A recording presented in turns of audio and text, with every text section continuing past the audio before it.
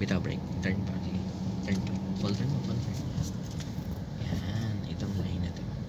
Bawi. Yan. Okay na yan. Signal ka ng left ngayon.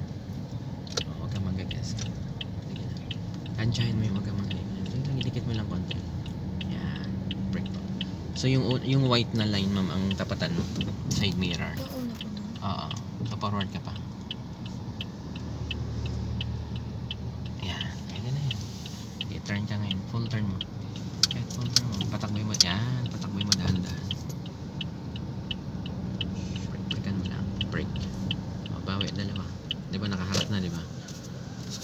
Okay. Yan. Konting left. Yan. Yan. Ito, hindi natin pwedeng ibangga yung gulong sa harap. Kasi Pero pwedeng bumagap. yung 'di ba yung likod kanina binangga natin yung gulong sa likod sa stopper. Oh. Si harap ma'am hindi pwede kasi sasayad yung bumper natin sa stopper. Ano pong... Pwede sakto mong po ba? pwede mong iakyat konti yung gulong. Yung gulong sa likod, iakyat mo pa konti bago ka mag-stop. Pag nakaakyat na siya, okay na yun. Brake. Iyon. Palagay mo sa park. Ano pa yung tsura ko? Pantay Handbrake. ba ako? Oh, handbrake ka muna. Oh.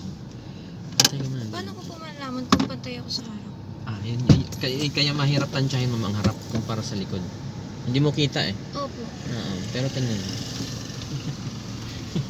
Naniniguro si ma'am. Naniniguro si ma'am sa parking. Pero panood niya kanyang parking.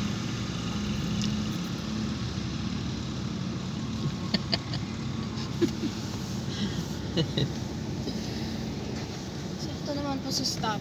Oo. Mababa kasi ang bumper, di ba? Opo. Pag inano mo, pwedeng sumaya.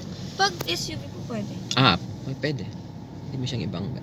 Kaso hindi po pwede. Nagpa-practice this.